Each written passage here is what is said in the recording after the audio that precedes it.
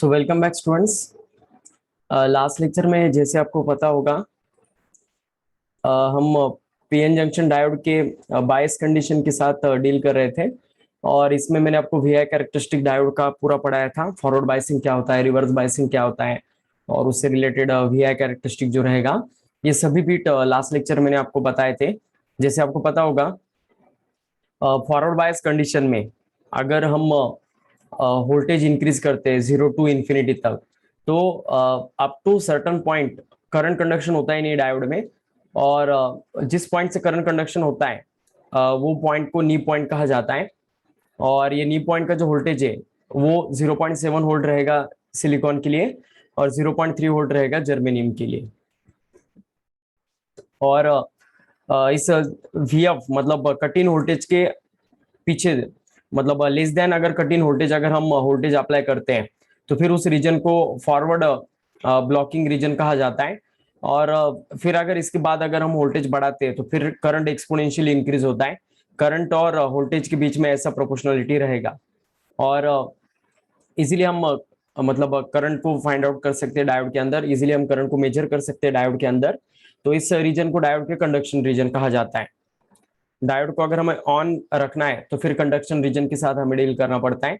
इसके बाद देखिएगा रिवर्स बायस कंडीशन में हम पी को निगेटिव और एन को पॉजिटिव अप्लाई करते हैं सप्लाई, फिर वो रिवर्स बायस में ऑपरेट हो जाता है। और रिवर्स बायस में आपको पता है मेजोरिटी की वजह से करंट प्रोड्यूस नहीं होता है, माइनॉरिटी की वजह से करंट स्मॉल अमाउंट का प्रोड्यूस होता है, जिसको हम रिवर्स सैचुरेशन करंट कहते हैं। और इसका वैल्यू नैनो एम्पियर में रहेगा सिलिकॉन के लिए, माइक्रो एम्पियर में रहेगा जर्मेनियम के लिए। ओके, इसी वजह से हम सिलिकॉन डिवाइस को प्रीफर करते हैं ओवर द जर्मेनियम डिवाइस। जैसे मैंने लास्ट लेक्चर आपको बताया था, ये जो रीजन होता है ना, इसको ऑफ रीजन डायोड का कहा जाता है। डायोड इस रीजन में अगर हम ऑपरेट करते हैं तो वो ऑफ स्विच की तरह बिहेव करता है। ओके, मतलब ये करंट होता है रिवर्स सैचुरेशन, लेकिन बहुत ही माइन्यूट होता है। नैनो एम्पियर और माइक्रो एम्पियर मतलब बहुत ही नेग्लिजिबल करंट है। आइडियली करंट को हम जीरो एज्यूम करते हैं और प्रैक्टिकली ये ऐसे रेंज में रहता है। अब देखिएगा एक सर्टन लिमिट के बाद अगर एक रिवर्स वोल्टेज हम अप्लाई करते हैं, जिसको हमने VZ से इंडिकेट किया है, जिसको ब्रेकडाउन वोल्टेज कहा जाता है, तो अब वो ब्रेकडाउन वोल्टेज अगर हम वोल्टेज थोड़ा भी बढ़ाते हैं ना, तो करंट ड्रामेटिकली बहुत ज्यादा इंक्रीज होने लगता है। ओके, और इस रीजन को डायोड के ब्रेकडाउन रीजन कहा जाता है। तो ये जो ब्रेकडाउन होता है ना बच्चों, ये किस वजह से होता है, देखिएगा रिवर्स बायस में जैसे जैसे हम रिवर्स वोल्टेज अप्लाई करते हैं ना, वैसे वैसे डिप्लेशन रीजन बढ़ने लगता है। और जो नॉर्मल आइटम होते हैं ना, उनके लिए जगह बहुत कम बचने लगती है। और जगह कम होने से फिर क्या हो जाता है, उन नॉर्मल एटम से भी जो इलेक्ट्रॉन्स है वैलेंस ऑर्बिट के, वो बाहर आने लगते हैं और फ्री होने लगते हैं। और इस वजह से बहुत ही ज्यादा चार्ज कैरियर इस डायोड के अंदर प्रोड्यूस हो जाते हैं।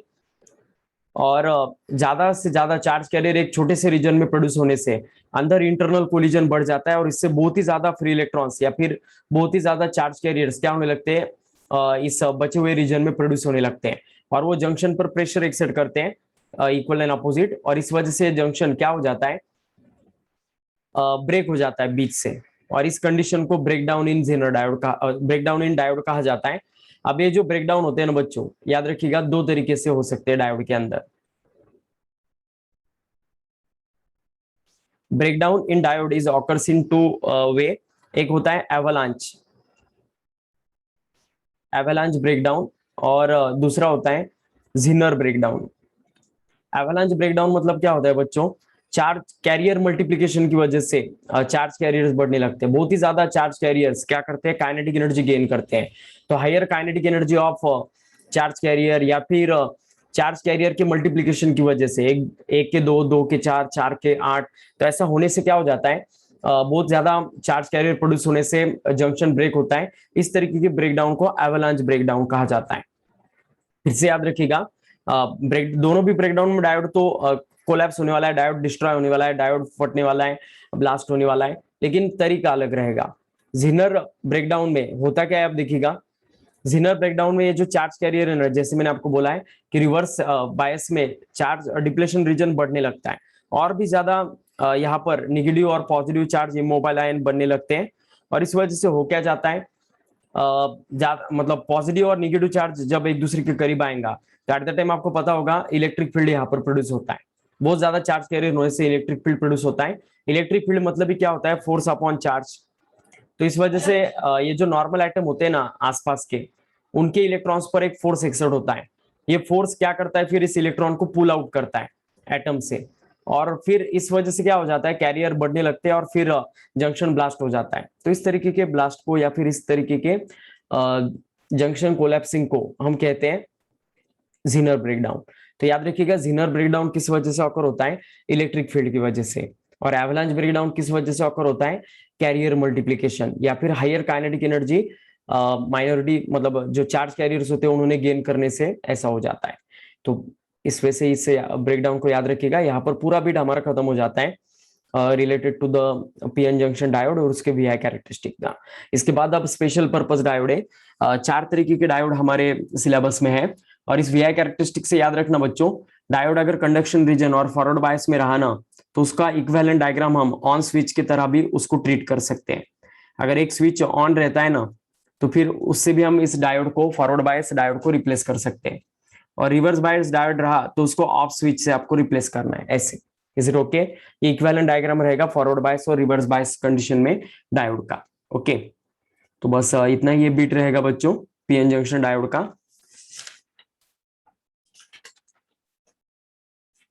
अब इसके बाद देखो डायोड की कुछ एप्लीकेशन है, जिसमें पहला एप्लीकेशन मैंने आपको बताया था रेक्टिफायर।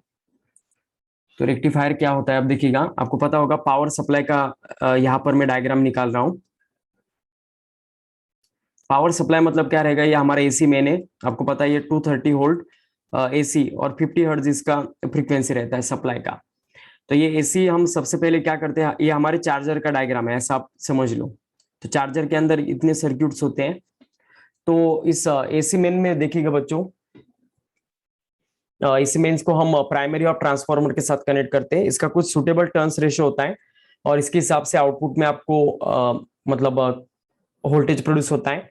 तो ये कुछ ना कुछ, अगर हम चार्जर का डायग्राम देख रहे हैं तो कुछ ना कुछ वोल्टेज रिड्यूस होगा, कुछ ना कुछ फैक्टर से। ओके, तो यहाँ पर रिड्यूस वोल्टेज अप्लाई किया जाता है एक नेक्स्ट सर्क्यूट पर। मतलब ये जो यहाँ पर भी ये सप्लाई एसी फॉर्मेट में होता है, और ये भी एसी फॉर्मेट में होता है। इसके बाद जो हम सर्क्यूट अप्लाई करते हैं ना, जिसको रेक्टिफायर कहा जाता है, जो जो हमारे डायोड से बनता है। तो ये जो रेक्टिफायर रहेगा ना बच्चों, ये रेक्टिफायर करता क्या है, बायडायरेक्शनल एसी को यूनिडायरेक्शनल डीसी में कन्वर्ट कर देता है। अगर वोल्टेज का सप्लाई अगर सिर्फ एक ही डायरेक्शन में रहा ना, कम ज्यादा रहा तो चलता है, लेकिन एक ही डायरेक्शन में होना चाहिए, तो फिर हम उसको डीसी कहते हैं। तो ये भी डीसी है, लेकिन इसको पल्सेटिंग डीसी कहा जाता है। ये कम ज्यादा होने वाला डीसी है, इस वजह से इसको पल्सेटिंग डीसी कहा जाता है। तो रेक्टिफायर का फंक्शन यही रहता है, rectifier converts bidirectional AC into unidirectional DC. Is it okay? मतलब सिर्फ ऐसा भी कहा तो चलता है, rectifier is a circuit which convert AC to DC. Okay, तो ऐसा ये ट्रांजैक्शन करने वाला जो सर्किट रहेगा उसको हम रेक्टिफायर कहते हैं। फिर इस रेक्टिफायर का जो आउटपुट रहेगा, इसमें भी रिपल होता है, रिपल मतलब एसी होता है। ओके, इसका रिपल फैक्टर भी होता है, कुछ अलग अलग रेक्टिफायर्स का अलग अलग होता है। तो कुछ ना कुछ रिपल यहाँ पर प्रोड्यूस होता है रेक्टिफायर का, और फिर उसको रिड्यूस करने के लिए हम फिल्टर यूज करते हैं। तो ये जो फिल्टर रहेगा, ये जस्ट हमारे इंडक्टर कैपेसिटर से बनता है, जो हमने इलेक्ट्रोस्टैटिक और ईएमआई में स्टडी किया था। इंडक्टर और कैपेसिटर उनके कॉम्बिनेशन से बनता है। सिर्फ इंडक्टर भी यूज कर सकते हैं, सिर्फ कैपेसिटर भी कर सकते हैं। कैपेसिटर का चार्जिंग डिस्चार्जिंग प्रॉपर्टी यहाँ पर यूज किया जाता है, और इंडक्टर का मैग्नेटाइजिंग और डीमैग्नेटाइजिंग प्रॉपर्टी यूज किया जाता है। फिर इसके कॉम्बिनेशन भी होते हैं, एल टाइप। एल टाइप मतलब उसमें एक इंडक्टर रहेगा, एक कैपेसिटर रहेगा। फिर पाई टाइप भी होता है, दो कैपेसिटर और एक उसमें क्या होता है, इंडक्टर होता है। तो ऐसा भी सर्किट होता है उसमें। ओके, याद रखना, इसमें एसी और डीसी क्यों यूज किए, मतलब कैपेसिटर क्यों यूज किए जाते हैं। कैपेसिटर आपको पता है उसका जो रिएक्टेंस होता है एक्सी 1/2 पाई एफसी होता है, और डीसी का आपको पता है बच्चों, जो फ्रीक्वेंसी होता है वो 0 होता है। तो इस वजह से कैपेसिटेंस डीसी को अपने अंदर से प्लास नहीं करता है, ब्लॉक कर देता है। तो इस वजह से कैपेसिटर पैरेलल में कनेक्ट किया जाता है इस सर्क्यूट में। तो फिर वो क्या करता है, डीसी को ब्लॉक करता है, अपने अंदर नहीं जाने देता, वो ऊपर से जाने देता है, और अपने अंदर से वो एसी को कंज्यूम कर लेता है। इस वजह से जो आउटपुट रहता है फिल्टर का,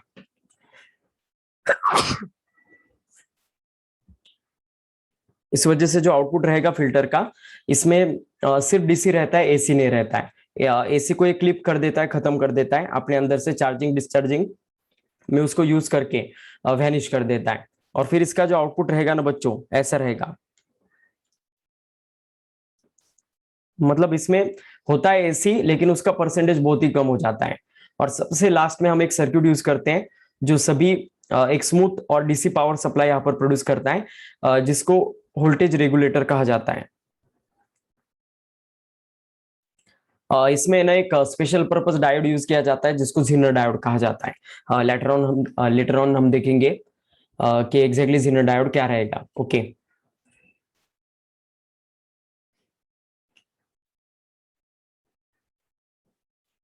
ठीक है। तो ऐसा ही पूरा सर्किट रहेगा बच्चों पावर सप्लाई का। तो इसमें जो रेक्टिफायर सर्किट है उसको हम डिटेल में देखने वाले हैं, और ये आपके सिलेबस में जो कंप्लीट डायोड से बनता है। तो रेक्टिफायर के दो टाइप्स होते हैं, half wave and full wave main. Full wave and half wave. Full wave को हम फर्दर क्लासिफाई करते हैं सेंटर टैप एंड ब्रिज।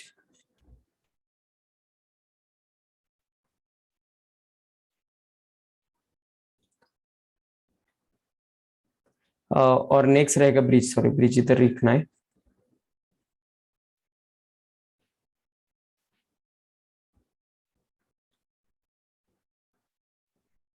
तो हाफ वेव रेक्टिफायर में एक ही डायोड यूज किया जाता है। फुल वेव में सेंटर टैप अगर रहा तो दो किए जाते हैं, और ब्रिज में चार डायोड यूज किए जाते हैं। ये number of diode wise classification है। हाफ वेव रेक्टिफायर जो होता है ना, कुछ उसका ऐसा डायग्राम होता है। ये ट्रांसफार्मर का हमारे प्राइमरी है,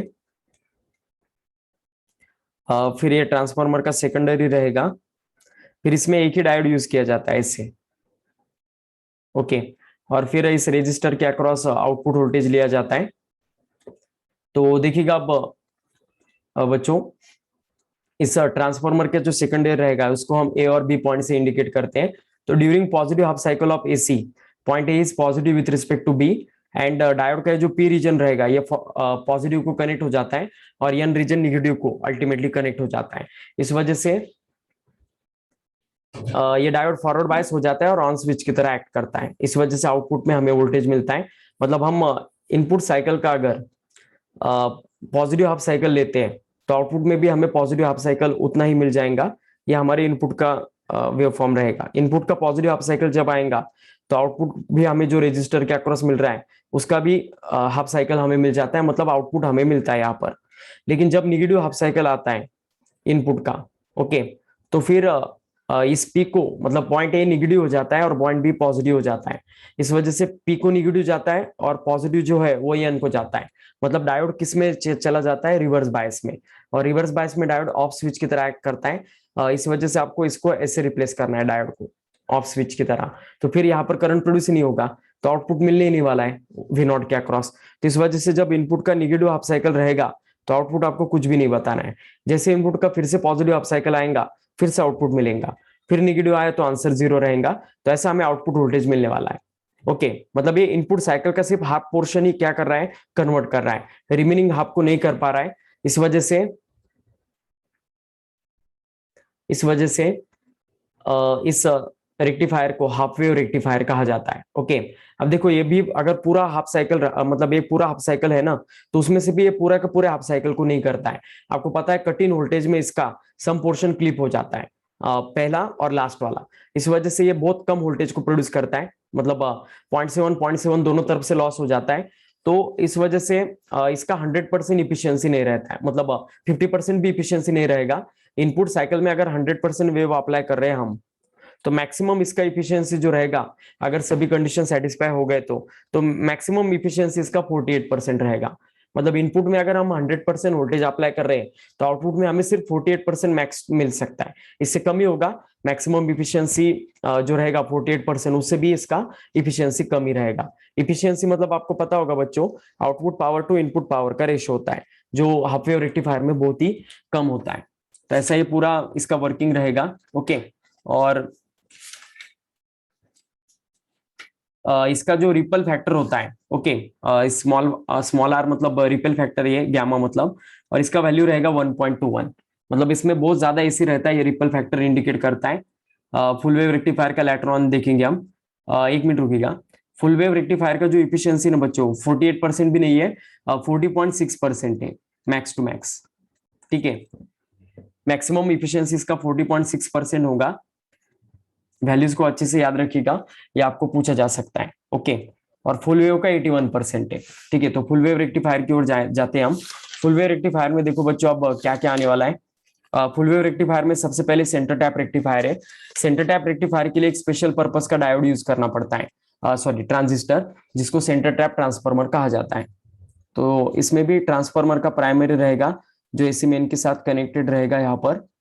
फिर देखिएगा अब ये पहला डायोड आएगा D1, फिर यहाँ पर एक दूसरा डायोड आने वाला है D2, और फिर दोनों को हम क्या करने वाले, ये सेंटर टैप टर्मिनल रहेगा जिसके साथ हम यहाँ पर रेजिस्टर, और इस रेजिस्टर के अक्रॉस हम आउटपुट वोल्टेज लेने वाले।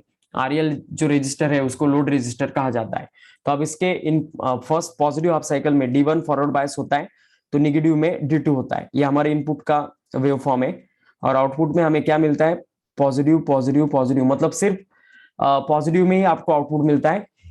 ये आउटपुट वेव फॉर्म है, इनपुट है, मतलब इसके दोनों भी हाफ साइकिल यूटिलाइज हो रहे हैं, पॉजिटिव भी और निगेटिव भी। ओके, तो इसी वजह से इसका मैक्सिमम इफिशियंसी 81.2% रहेगा फुल वेव रेक्टिफायर का। ओके, और इसका जो रिपल फैक्टर रहेगा ये 0.48 रहता है। Is it okay? तो याद रखिएगा इस नंबर को, ज्यादातर ऐसे बिट्स पर आपको क्वेश्चन पूछे जाते हैं। ठीक है, तो समझ में, आई होप आपको समझ में आ गया होगा। अब ये फुल वेव और हाफ वेव रेक्टिफायर में आपको एवरेज करंट निकालने के लिए क्वेश्चन आता है, डीसी करंट या फिर आरएमएस करंट। तो आरएमएस करंट जो रहेगा हाफ वेव रेक्टिफायर का, याद रखना, ये हाफ वेव के लिए बता रहा हूँ। तो RMS current in half wave rectifier is I0/√2। I0 मतलब पिक करंट होता है, मैक्सिमम करंट। मैक्सिमम करंट को √2 से डिवाइड करेंगे तो आरएमएस करंट हमें सॉरी 2 से डिवाइड करना है हाफ वेव के लिए, और √2 रहेगा फुल वेव के लिए। तो I0 को हम 2 से डिवाइड करने वाले हैं, ये रहेगा IRMS का वैल्यू, और IDC मतलब ये एवरेज वैल्यू ऑफ करंट रहता है, जो रहेगा I0/π। ये हम इंटीग्रेशन के जरिए भी निकाल सकते हैं। ओके, लेकिन इतना वक्त नहीं हमारे पास, अभी एक क्रैश कोर्स का लेक्चर है, तो शॉर्ट में इस वैल्यूज को याद रखिएगा। और वैसे ही IRMS का वैल्यू हमारे फुल वेव रेक्टिफायर में कितना रहेगा, I0/√2। ओके, और IDC का वैल्यू रहेगा इसका 2I0/π। ठीक है, एक साइकिल का I0/π होता है, लेकिन 2 साइकिल का अगर रहा तो फिर 2I0/π, क्योंकि फुल वेव में दोनों साइकिल होते हैं इस वजह से।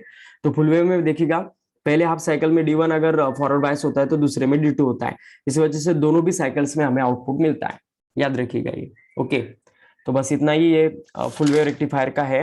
ब्रिज रेक्टिफायर है बच्चों, उसमें 4 रेजिस्टर्स का सॉरी डायोड्स यूज किए जाते हैं, उसमें भी नथिंग बट सेम थिंग रहेगा सभी। ओके, और पीक इनवर्स वोल्टेज का एक कंसेप्ट होता है, मैक्सिमम कितना रिवर्स वोल्टेज को डायोड स्टैंड कर सकता है, तो इसका वैल्यू Vm रहेगा हाफ वेव रेक्टिफायर के लिए, और इसका वैल्यू पीक इनवर्स वोल्टेज का 2 Vm रहेगा फुल वेव रेक्टिफायर के लिए। Is it okay? और बहुत इंपॉर्टेंट बिट है बच्चों, आउटपुट फ्रीक्वेंसी, इसके ऊपर क्वेश्चन आ सकते हैं आपको। Output frequency of half wave rectifier is, half wave rectifier का बच्चों याद रखिएगा, अगर इनपुट में फ्रीक्वेंसी 50 हर्ट्ज है तो आउटपुट में भी 50 हर्ट्ज ही होगा।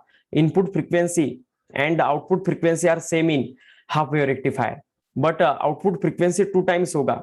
ओके, इनपुट फ्रीक्वेंसी से फुल वेव रेक्टिफायर में, फुल वेव में दुगने साइकिल्स आपको ऑब्टेन होते हैं। ओके, एक साइकिल के, ये हमारे एसी का एक साइकिल है, लेकिन ये डीसी के यहाँ पर कितने साइकिल हो गए, 2 हो गए। समझ में आ रहा है? मतलब 2 बार हमें आउटपुट मिल रहा है, इस वजह से जो फ्रीक्वेंसी रहेगा आउटपुट का, वो 2 टाइम्स ऑफ इनपुट रहने वाला है। सॉरी, वी आउटपुट यहाँ पर रहेगा, वी इनपुट यहाँ पर रहेगा, 2 टाइम्स एफ इन। मतलब इनपुट में अगर फुल वेव रेक्टिफायर के अगर हम 50 हर्ट्ज सप्लाई पास करते हैं तो आउटपुट में हमें फ्रीक्वेंसी 100 हर्ट्ज मिलने वाला है, याद रखिएगा ये। तो इतना ही बिट है, इससे बाहर कोई बिट नहीं आएगा आपको रिलेटेड टू द रेक्टिफायर। बहुत इंपॉर्टेंट बिट है ये भी, याद रखिएगा। इसके बाद स्पेशल पर्पस डायोड में एलईडी है। एलईडी मतलब आपको पता है लाइट इमिटिंग डायोड रहेगा, और इस एलईडी का सिंबल बच्चों ऐसा रहता है, एलईडी से लाइट निकलता है बाहर, इस वजह से 2 लाइट्स आपको दिखाने, 2 एरो जो बाहर जाते हुए नजर आएंगे, ये उसका एनोड और ये कैथोड आएगा, पीएन। ओके, तो ऐसा ही बीट रहेगा जिसको हम लाइट एमिटिंग डायोड कहते हैं। तो लाइट एमिटिंग डायोड में क्या कंसेप्ट रहेगा बच्चों, देखिएगा। In light emitting diode generally हम कंपाउंड सेमीकंडक्टर्स यूज करते हैं। ओके, ये पी रीजन है, ये एन है। तो एन की तरफ आपको पता है डायोड के पॉजिटिव चार्ज इमोबाइल आयन का वॉल फॉर्म हो जाता है, और यहाँ पर नेगेटिव चार्ज का आएगा। तो ये हमारा नॉर्मल पीएन नॉर्मल डायोड है। नॉर्मल डायोड में और एलईडी में क्या फर्क रहेगा, देखिएगा बच्चों। नॉर्मल डायोड में है ना, जो रिकॉम्बिनेशन के जरिए एनर्जी प्रोड्यूस होता है ना, वो in the form of heat बाहर निकलता है। लेकिन एलईडी में वही हीट किस वजह से मतलब किसके लिए यूटिलाइज किया जाता है, टू प्रोड्यूस लाइट। यही फर्क है नॉर्मल डायोड में और पीएन जंक्शन डायोड में। नॉर्मल डायोड हमारे एलिमेंटल सेमीकंडक्टर से बनते हैं, और एलईडी कंपाउंड सेमीकंडक्टर से बनते हैं। जैसे गैलियम आर्सेनाइड सबसे पॉपुलर, गैलियम आर्सेनाइड सबसे पॉपुलर सेमीकंडक्टर है जो एलईडी में यूज किया जाता है। ओके, फिर इंडियम फॉस्फेट है। तो ऐसे बहुत सारे अलग अलग कॉम्बिनेशन के कंपाउंड सेमीकंडक्टर है जिनका यूज करने के बाद फिर क्या हो जाता है, अलग अलग कॉम्बिनेशन ऑफ लाइट प्रोड्यूस होता है। तो एलईडी की आपको पता है अलग अलग लाइट्स में अवेलेबल होते हैं, red, green, blue, white. Okay, ऐसे अलग अलग कलर्स फॉर्मेट में एलईडी ऑब्टेन होता है, क्योंकि अलग अलग कंपाउंड सेमीकंडक्टर का बैंड गैप अलग होता है, और कोई भी एलईडी कितना वेवलेंथ प्रोड्यूस करेगा ये डिपेंड होता है E is equal to H C by lambda इस फैक्टर पर। ओके, ये सबसे इंपॉर्टेंट फॉर्मूला याद रखिएगा, इसके ऊपर आपको क्वेश्चन आ सकते हैं। Okay, E is equal to H C by lambda. इस एच सी का वैल्यू आपको पता होगा बच्चों, 12400 इलेक्ट्रॉन वोल्ट्स में ये रहेगा, और divided by lambda. Lambda angstrom में आपको पुट करना है, मतलब लैम्डा आपको मिल जाएगा, और ये ई मतलब एनर्जी गैप रहेगा। तो एनर्जी गैप अगर आपको दिया है किसी एलिमेंट का, तो इजीली आप वो कितना वेवलेंथ एमिट करेगा ये आप निकाल सकते हो। ओके, तो ऐसे जनरली क्वेश्चंस आपको पूछे जाते हैं एग्जाम में। बैंड गैप दिया जाता है किसी सेमीकंडक्टिंग मटेरियल का, और पूछते हैं कि वो कितने वेवलेंथ ऑफ लाइट को एक्सट्रैक्ट करेगा, एमिट करेगा।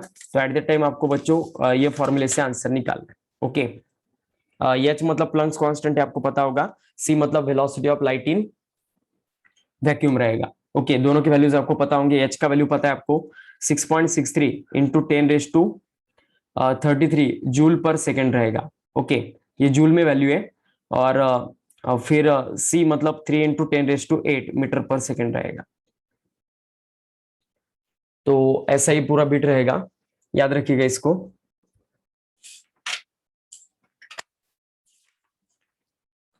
तो यहाँ पर देखिएगा, अब ये भी डायोड खत्म हो जाता है एलईडी। एलईडी में बस इतना ही है जो आपको जानकारी रखना है।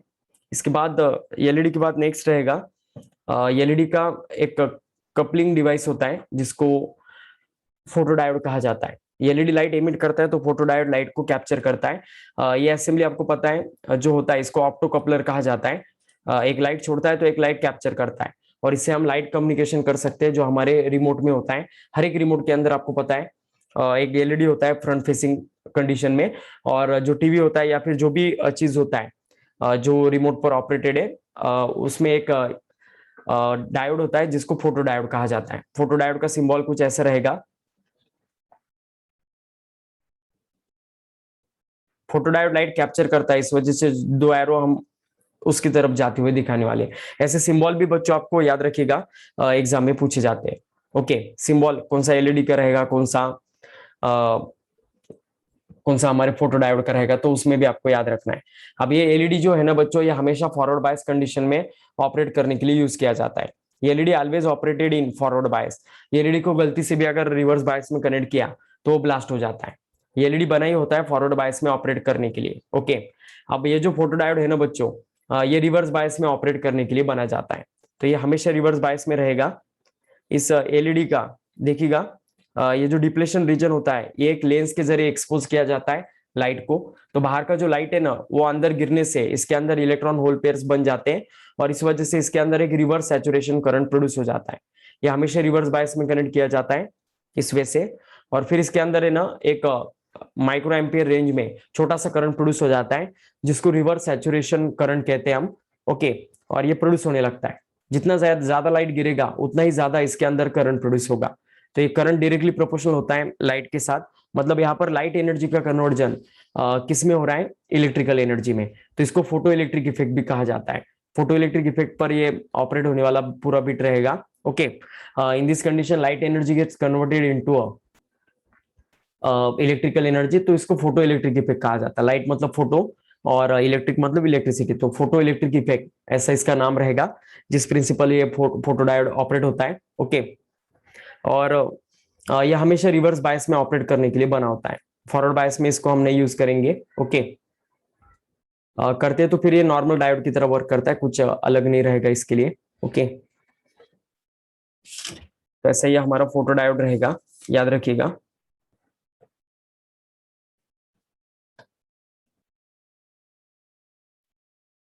इसके बाद देखिएगा आप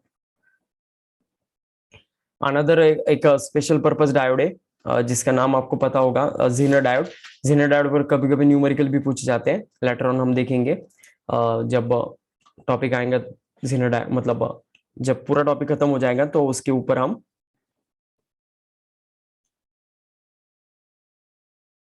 जीनर डायोड। तो जीनर डायोड का सिंबल कुछ ऐसा रहेगा। इस डायोड को ना बच्चों हम हमेशा रिवर्स बायस में ही ऑपरेट करते हैं, और ये वोल्टेज रेगुलेटर के तौर पर यूज कर सकते हैं हम। ओके, जैसे मैंने आपको ऊपर ही पावर सप्लाई का एक डायग्राम बताया था, आई होप आपको पता होगा ये वाला। तो इसमें जो वोल्टेज रेगुलेटर सर्क्यूट था ना, जो पावर सप्लाई को स्मूथ करता है और स्मूथ डीसी में कन्वर्ट कर देता है। ऐसे जो रिपल्स होते हैं इनपुट के, उसको वो स्मूथ फॉर्म में कन्वर्ट कर देता है। तो ऐसा करने के लिए जीनर डायोड यूज किया जाता है, जो वोल्टेज रेगुलेटर के तौर पर हम यूज करते हैं। Zener diode specially reverse bias में ऑपरेट किया जाता है। नॉर्मल डायोड में और जीनर डायोड में फर्क क्या होता है आप देखिएगा। जीनर डायोड का जो ब्रेकडाउन रीजन होता है ना, ये बहुत ही शार्प होता है, और हमारे नॉर्मल डायोड का कैसा होता है, थोड़ा इंक्लाइंड होता है। मतलब वीआई कैरेक्टरिस्टिक आपको अगर पूछा जाए नॉर्मल डायोड का, तो कुछ ऐसा आएगा। ओके, लेकिन अगर वीआई कैरेक्टरिस्टिक आपको पूछते हैं जीनर डायोड का, तो फिर इसमें समवॉट चेंज आ जाता है, और फिर कैसा रहेगा वो। दोनों में देखिएगा फर्क, ये हमारे नॉर्मल डायोड का और ये हमारे जीनर डायोड का। दोनों में क्या हो जाता है, ब्रेकडाउन रीजन जीनर डायोड का बहुत ही शार्प होता है। और ये किस वजह से ऑकर होता है देखिएगा आप। जीनर डायोड अगर बनाना है तो इसमें डोपिंग का भी चेंजेस रहता है। एक में डोपिंग ज्यादा रहेगा, तो एक में मतलब ये स्पेशल पर्पस डायोड में डोपिंग कॉन्सेंट्रेशन से ये चेंज हो जाते हैं। तो जीनर डायोड हाईली डोप्ड रहता है। हाईली डोप्ड डिप्लेशन रीजन, मतलब उसका पूरा पी और एन टाइप का सेक्शन रहेगा। तो ये अच्छे से याद रखिएगा, हाईली हेवीली डोप रहेगा, मतलब बहुत ज्यादा डोपिंग होता है इसका। जैसे आपको पता होगा हाई डोपिंग 1:10⁻³ प्रोपोर्शन से रहेगा। तो अगर ये रहेगा तो इसको हाई डोपिंग कहा जाता है, और तभी डायोड जीनर डायोड बोलकर एक्ट होता है। तो हेवीली डोप रहेगा, ये याद रखना। और जो हमारा एलईडी होता है, ये लो लेस पावर और लेस ऑपरेटिंग डिवाइस होता है। तो देखिएगा अब, ठीक है, तो जीनर डायोड का फिलहाल याद रखिएगा। इसके बाद अब लास्ट डायोड है जो स्पेशल पर्पज है, और उसका नाम है सोलार सेल। इसके बाद फिर ये पूरा बिट स्पेशल पर्पज डायोड, और डायोड का पूरा ही सेक्शन हमारा खत्म हो जाता है।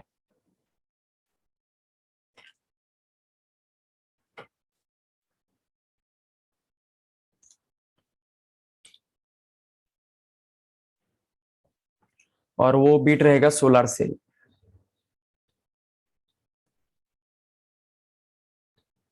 तो सोलार सेल के अंदर होता क्या है बच्चों, देखो अब पीएन रीजन रहता है, और इसमें डिप्लेशन रीजन बहुत बड़ा रहता है, शार्प रहता है, और ये भी रिवर्स बायस में नियर बाय ऑपरेट किया जाता है। तो फिर इसके ऊपर जैसे लाइट एक्सपोज होता है, फिर इसके अंदर इलेक्ट्रॉन होल पेयर्स बनने लगते हैं।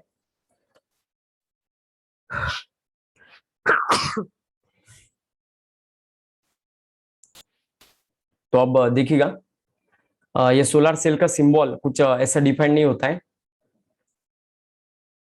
और ये सोलर रेडिएशन को क्या कर देता है, इलेक्ट्रिकल एनर्जी में कन्वर्ट कर देता है। तो ये भी फोटोवोल्टाइक इफेक्ट पर ऑपरेट होने वाला डिवाइस है। ओके, फोटो डायोड की तरह ही इसमें इलेक्ट्रॉन होल पेयर बनने बनने लगते हैं जैसे ही सनलाइट इसके ऊपर गिरता है। तो और फिर इस इलेक्ट्रॉन होल पेयर से हम एक बैटरी को चार्ज कर सकते हैं और फिर उस बैटरी को हम अलग अलग पर्पस के लिए यूटिलाइज कर सकते हैं बाद में। जैसे आपको पता होगा इन्वर्टर के बैटरीज होते हैं, तो उसके तौर पर फिर हम इसे यूज कर सकते हैं। तो इतना ये बीट है सोलर सेल का। सोलर सेल का आपको है ना ये पूछा जा सकता है वीआई कैरेक्टरिस्टिक।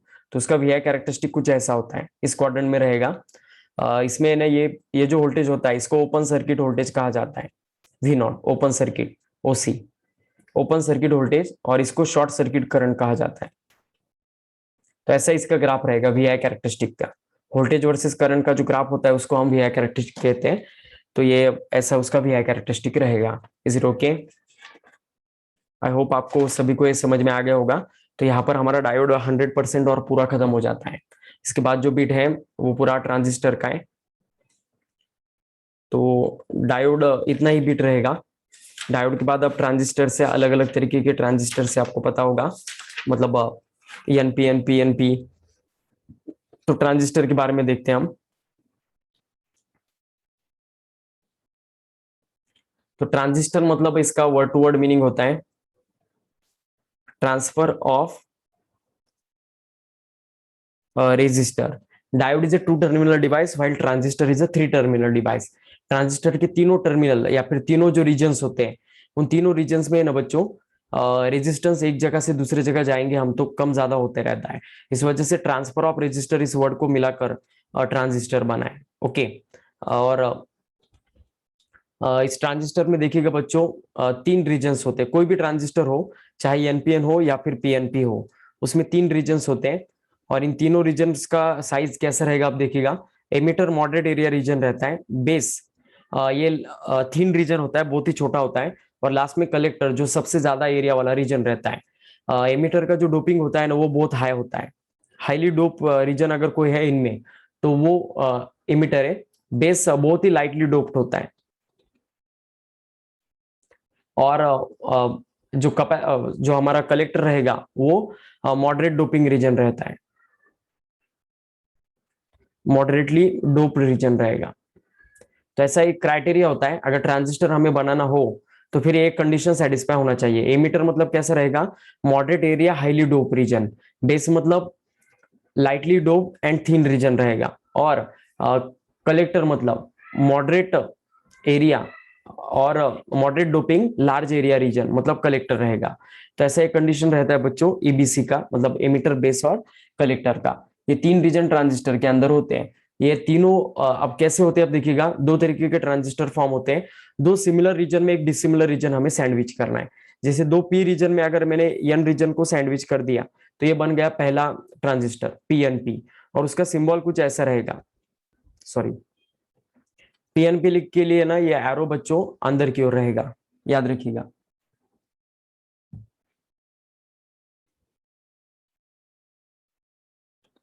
ये एरो इंडिकेट करता है कि पीएनपी में करंट कैसा जाने वाला है। ये सिंबल रहेगा बच्चों ट्रांजिस्टर का। ठीक है, मैं यहाँ पर अच्छे से निकालता हूँ। ये इसका प्रॉपर सिंबल है। ओके। ये रहेगा उसका जो फ्लैट रीजन होता है उसको बेस कहना। जहां पर एरो होता है आइदर इनवर्ड या फिर आउटवर्ड उसको एमिटर कहना है, और ऊपर वाला कलेक्टर रहेगा। तो ये पीएनपी ट्रांजिस्टर का सिंबल रहेगा, याद रखना। ये सिंबल भी पूछे जाते हैं आपको।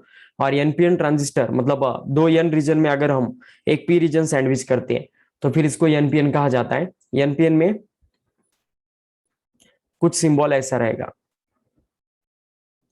ओके, एरो बाहर की ओर रहेगा, सिर्फ एरो का फर्क है। Base, collector, emitter as it is है, सिर्फ एरो देखिएगा। एनपीएन में बी टू ई जा रहा है मतलब बेस टू एमिटर, और पीएनपी में एमिटर टू बेस जा रहा है।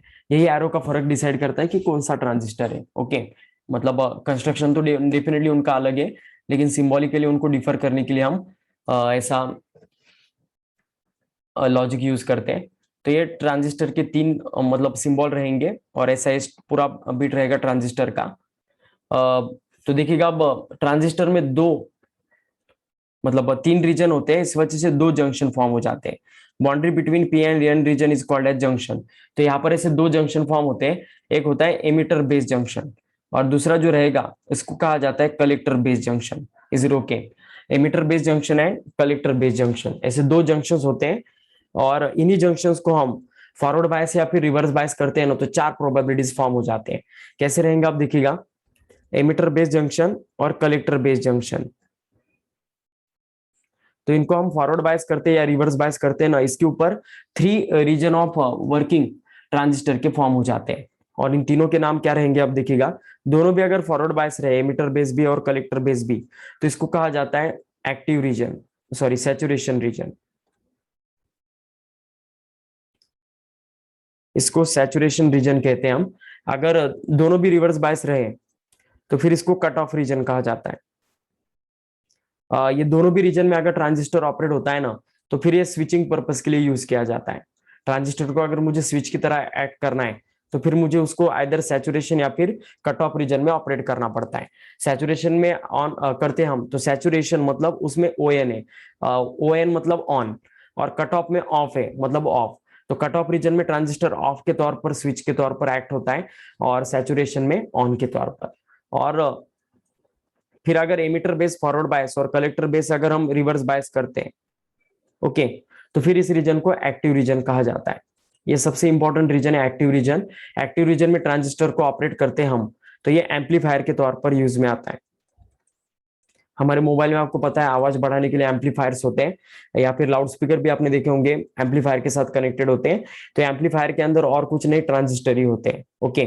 और ट्रांजिस्टर को किस रीजन में ऑपरेट करना पड़ता है इसके लिए, एक्टिव रीजन में, ओके। तो ऐसा ये पूरा बीट रहेगा। तो ट्रांजिस्टर का वर्किंग भी आपको पूछा जा सकता है, तो बेटर में हम एक रीजन में इसका वर्किंग देखते हैं, जो रहेगा एक्टिव रीजन।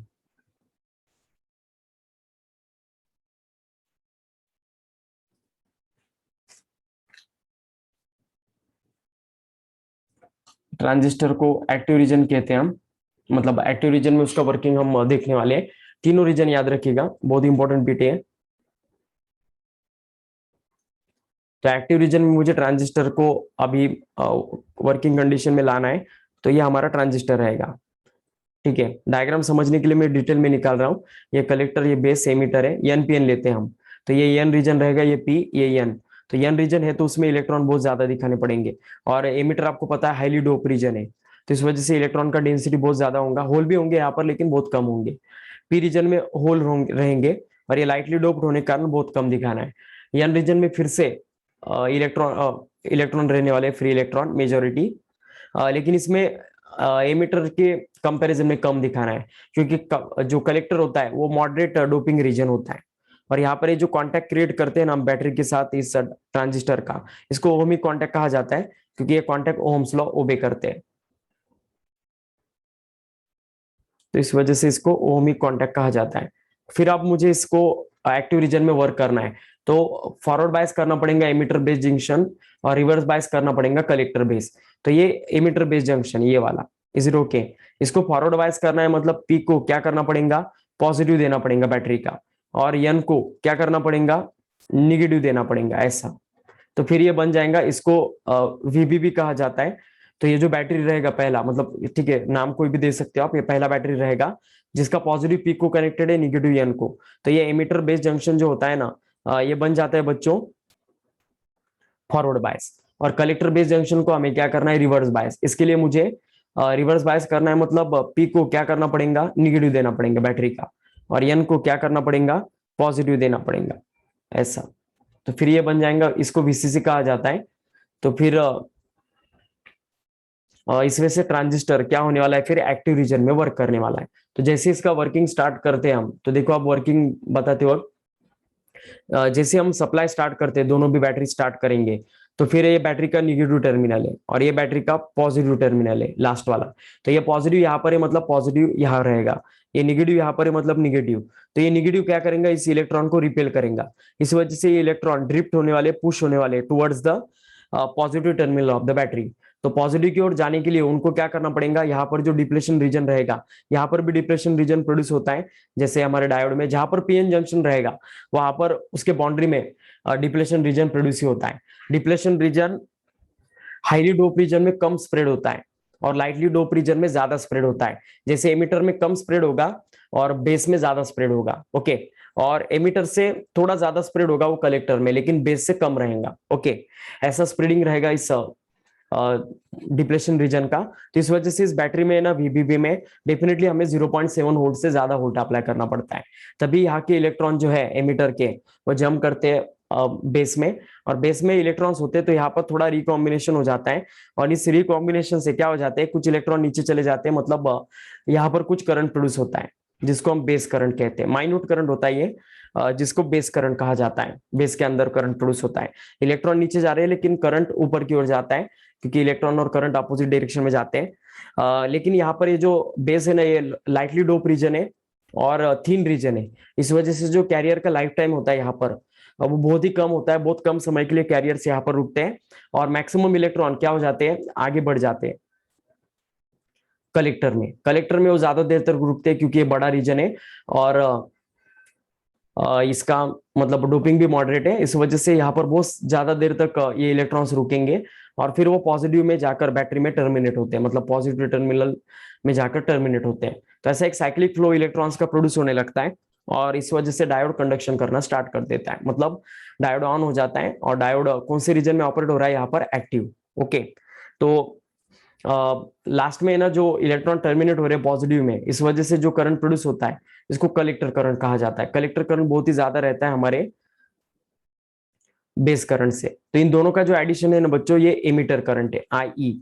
तो कलेक्टर और बेस करंट आपको अंदर जाते हुए दिखाना है और एमिटर बाहर, तो ऐसे पूरा बीट रहेगा। मतलब इस कंडीशन में है ना करंट बेस से एमिटर जा रहा है, इस वजह से जो एरो दिया था ना बच्चों मैंने एनपीएन ट्रांजिस्टर का, वो कैसा दिया था, बेस टू एमिटर दिया था। देखिएगा, कॉन्सेंट्रेट कीजिएगा, ये एरो इंडिकेट करता है कि करंट इस डिवाइस के अंदर कैसे जाने वाला है, तो करंट बेस टू एमिटर जाने वाला है, दैट्स व्हाई ऐसा हमने एरो दिया है। ओके,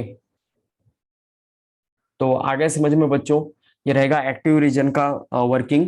ओके, ट्रांजिस्टर का, और एक ही रीजन का वर्किंग आपको पूछा जाता है, तो इसमें आप इजीली लॉजिक लगा सकते हो। ये जो आईसी और आईबी है, इनका एडिशन मतलब आईई है, तो I E is equal to I B plus I C रहेगा। तो अब इसमें देखिएगा दो रेशियोज प्रोड्यूस होते हैं। इस कंडीशन में आउटपुट करंट कौन सा है, हमारा कलेक्टर है, और इनपुट करंट मतलब बेस करंट रहेगा। तो इन दोनों का जो रेशियो होता है, इसको करंट एम्पलीफिकेशन फैक्टर, सॉरी, इसको बीटा फैक्टर कहा जाता है, आईसी बाय आईबी को। ओके, इसको हम बीटा से इंडिकेट करते हैं, इसको एम्पलीफिकेशन फैक्टर भी कहते हैं हम। Okay, beta DC. IC is equal to क्या आएगा फिर, आईबी बीटा आईबी, ये फॉर्मूला रहेगा। मतलब जो कलेक्टर करंट है ये बीटा टाइम्स बेस करंट होता है, जो बहुत ज्यादा होता है। ओके, और यही बीटा फैक्टर डिसाइड करता है कि वो कितना एम्पलीफाई होने वाला है, कितना बड़ा वहां पर वेवफॉर्म हमें आउटपुट में ऑब्टेन होने वाला है अगर इनपुट हम अप्लाई करते हैं तो। ओके, तो आप देखिएगा, ये रहेगा करंट एम्पलीफिकेशन, मतलब इसके बाद करंट एम्पलीफिकेशन फैक्टर है I E by I B, I by sorry I C by I, इसको कहा जाता है करंट एम्पलीफिकेशन फैक्टर, जिसको हम अल्फा डीसी से इंडिकेट करते हैं, अल्फा से। ओके, तो अल्फा डीसी बीटा डीसी इन दोनों में रिलेशन डिराइव करने के लिए क्वेश्चन आता है, तो इस इक्वेशन को हम क्या करेंगे, सब तरफ आईसी से डिवाइड करेंगे, तो यह बन जाएगा आई बाय आई सी, ये बन जाएगा आई बी बाय आई सी, और ये +1 बनने वाला है आईसी से डिवाइड किया तो। आई बाय आई सी मतलब ही क्या है, 1 by alpha, I B by I C मतलब ही क्या है, 1 बाय बीटा, और +1 रहेगा। तो सबसे पहले हम बीटा का रिलेशन अल्फा के साथ निकालते हैं, तो ये +1 उधर जाकर माइनस होगा, तो 1 by alpha -1 is equal to 1 by beta है। तो क्रॉस मल्टीप्लाई करेंगे तो ये 1 minus alpha divided by alpha, ये 1 बाय बीटा का वैल्यू रहने वाला है। तो बीटा का वैल्यू क्या आएगा फिर, अल्फा बाय 1 माइनस अल्फा। आ गया समझ में, तो ये रिलेशन रहेगा अल्फा और बीटा में। वैसे हम बीटा का मतलब अल्फा का फॉर्मूला बीटा के टर्म में भी निकाल सकते हैं। तो फिर देखिएगा क्या रहेगा, फिर हमें यहाँ पर वैसे एडिशन करना पड़ेगा, 1 by alpha is equal to, ये बीटा को मैं क्रॉस मल्टीप्लाई कर देता हूँ 1 के साथ, तो 1 plus beta divided by beta रहेगा। ओके, इसको अगर रिवर्स करते हैं हम तो बीटा बाय 1 प्लस बीटा रहेगा ये, तो ऐसा ही फैक्टर आएगा, ये अल्फा का फॉर्मूला आएगा बीटा के टर्म में, और ये बीटा का formula in terms of alpha. Is it okay? तो ये दोनों फॉर्मूले याद रखिएगा बच्चों। अल्फा का वैल्यू है ना हमेशा लेस देन 1 रहेगा। ओके, 0 to 1 के बीच में फ्लक्चुएट होगा, हमेशा लेस देन 1 ही इसका वैल्यू रहेगा, और बीटा का वैल्यू मोर देन 1 रहता है, 100 to 150 ऐसे रेंज में भी रह सकता है। ओके, तो याद रखिएगा, एक रेशियो होता है मतलब बच्चों अगर 100 इलेक्ट्रॉन्स एमिटर से निकलते हैं तो सिर्फ 2 या 3% इलेक्ट्रॉन है ना बेस में टर्मिनेट हो जाते हैं, बचे हुए 97 to 98% इलेक्ट्रॉन कलेक्टर में टर्मिनेट हो जाते हैं। इस वजह से बीटा फैक्टर का वैल्यू 100 के करीब रहता है, या फिर 95, 96, 98 ऐसे रेंज में रह सकता है, इज इट ओके? तो ऐसे ही रिलेशन है, और इसी के ऊपर इन बच्चों आपको क्वेश्चन पूछे जाते हैं। ओके, तो यहाँ पर ये बीट खत्म हो जाता है ट्रांजिस्टर का, मतलब ट्रांजिस्टर का जो बेसिक वर्किंग है वो खत्म हो जाता है। इसके बाद ट्रांजिस्टर के देखो अब 2 कैरेक्टरिस्टिक्स है, input characteristics and output characteristics. तो ये होने के बाद पूरा मतलब ट्रांजिस्टर का बेसिक बिट खत्म हो जाता है। इसके बाद फिर जो बचता है वो ट्रांजिस्टर के एप्लीकेशंस, और लास्ट में जो आपको पता है तो मैंने लॉजिक गेट्स का बीट है, वही बीट बचता है। फिर पूरा चैप्टर हमारा 100% खत्म हो जाता है। तो फिर देखिएगा अब ये जो ट्रांजिस्टर का कैरेक्टरिस्टिक्स है, ये 2 कैरेक्टरिस्टिक्स है। पहला है इनपुट कैरेक्टरिस्टिक्स और दूसरा है आउटपुट कैरेक्टरिस्टिक्स। तो इनपुट कैरेक्टरिस्टिक्स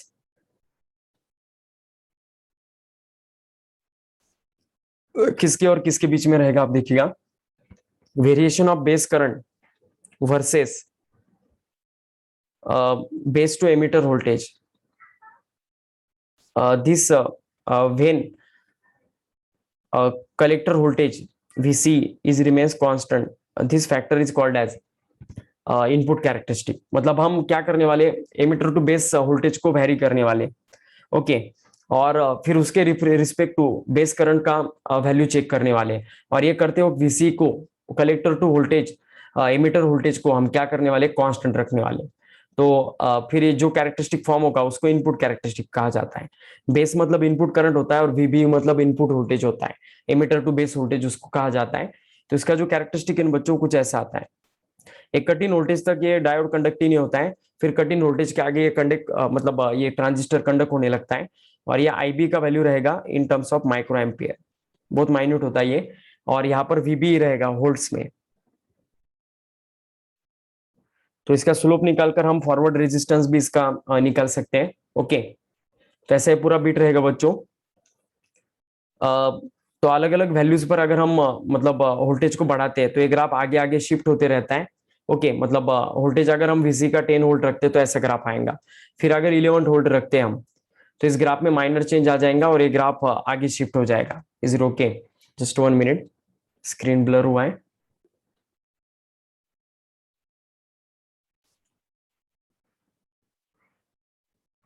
तो इसी को इनपुट कैरेक्टरिस्टिक कहा जाता है, और फिर मतलब ये माइन्यूट ऐसा शिफ्ट होने लगता है अगर हम वोल्टेज को चेंज करने लगते हैं तो। ओके, जैसे वीसी का वोल्टेज अगर मैंने 10 वोल्ट पर कांस्टेंट रखा तो ये ग्राफ आएगा, 11 वोल्ट पर रखा तो ये ग्राफ आएगा, 12 वोल्ट पर रखा तो ऐसा। तो थोड़ा ग्राफ शिफ्ट होता है अगर वीसी को अलग अलग वैल्यूज पर हम कांस्टेंट रखते हैं तो ये हो गया इनपुट कैरेक्टरिस्टिक। अब इनपुट होने के बाद इस इनपुट कैरेक्टरिस्टिक में है ना एक इनपुट रेजिस्टेंस जनरेट होता है, जो किसका रेशियो रहेगा आप देखिएगा, चेंज इन मतलब स्लोप निकालना है आपको यहाँ पर। तो ये इनपुट रेजिस्टेंस जो होगा आर इन, इसका वैल्यू रहेगा change in base to emitter voltage divided by change in base current IB, इसका ये रेशियो रहेगा। और इसका जो वैल्यू रहेगा बच्चों, मतलब ये ओम्स में रहेगा, बहुत कम रहता है क्योंकि फॉरवर्ड कंडीशन में रेजिस्टेंस बहुत कम अफोर्ड होता है। ओके, तो ऐसा ही पूरा बीट रहेगा। इसके बाद आउटपुट कैरेक्टरिस्टिक भी है इसका, और आउटपुट कैरेक्टरिस्टिक कैसे रहेगा देखिएगा। आउटपुट कैरेक्टरिस्टिक अब रहेगा आईसी वर्सेस वीसीई का। आउटपुट वोल्टेज आपको पता है वीसीए, कलेक्टर टू एमिटर। तो आईसी वर्सेस वीसीई का अगर हम ग्राफ निकालते हैं, when base current we are kept constant, then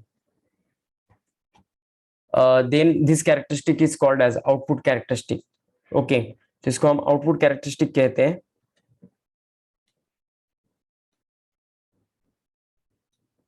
और ये कैसा रहेगा आप देखिएगा, बेस करंट अगर 0 रहा ना तो ऐसा ये ग्राफ ऑकर होता है। ओके, मतलब 0 भी पर भी आपको कुछ आउटपुट मिलता है। फिर बेस करंट बढ़ाया, जैसे 10 माइक्रो एम्पियर किया तो ऐसा आएगा, बेस करंट 20 माइक्रो एम्पियर किया तो और भी आगे ऊपर ऊपर शिफ्ट होने लगेगा ऐसा। तो ट्रांजिस्टर के तीनों भी रीजन बच्चों हम इसमें डिफाइन कर सकते हैं। ये वाला जो रीजन है ना, बेस करंट जब 0 है तो इसके नीचे जो कंडीशन होगा उसको कट ऑफ रीजन कहा जाता है। इसमें डायोड ऑफ कंडीशन में रहेगा। अब ये वाला जो रीजन है ना, इसमें करंट के साथ वोल्टेज बढ़ रहा है, तो इसको सैचुरेशन मतलब एक्टिव रीजन कहते हैं हम। और इस रीजन में ना ट्रांजिस्टर एम्पलीफायर की तरह वर्क किया जाता है, ये एक्टिव रीजन रहेगा। आउटपुट कैरेक्टरिस्टिक्स में हम ये डिफाइन कर सकते हैं। ये आईसी वर्सेस वीसी का ग्राफ है when IB is kept constant. तो ये वाला जो रीजन है ना, इसमें करंट ना बढ़ रहा है ना कम हो रहा है, कांस्टेंट हो रहा है, तो इसको सैचुरेशन रीजन कहा जाता है। तो ऐसे ट्रांजिस्टर के तीनों रीजन हम इस ग्राफ में शो कर सकते हैं। ओके, इसी को आउटपुट कैरेक्टरिस्टिक कहा जाएगा। और इसमें भी एक रेजिस्टेंस जनरेट होता है बच्चों, आउटपुट डायनामिक रेजिस्टेंस इसको कहा जाता है। और इसका value change in VC upon change in base current, मतलब आईबी रहेगा when IB, sorry change in IC रहेगा when IB is kept constant. तो बस ऐसा ही पूरा बीट रहेगा ट्रांजिस्टर का। आई होप आपको ये पूरा अच्छे से समझ में आ गया होगा। ओके, तो यहाँ पर ट्रांजिस्टर पूरा खत्म हो जाता है, ट्रांजिस्टर का कैरेक्टरिस्टिक। ओके, इनपुट और आउटपुट। इसके बाद जो बीट है वो ट्रांजिस्टर के कुछ एप्लीकेशन है और लॉजिक गेट्स है। तो पूरा चैप्टर हमारा 100% खत्म हुआ। तो अगले लेक्चर प्रोबेबली इसके ऊपर हम कुछ क्वेश्चन आंसर भी लेते हैं। ओके, तो ये टॉपिक पूरा हो जाएगा। तो आज के लेक्चर में यही स्टॉप करते हैं हम, नेक्स्ट लेक्चर रिमेनिंग बीट लेते हैं।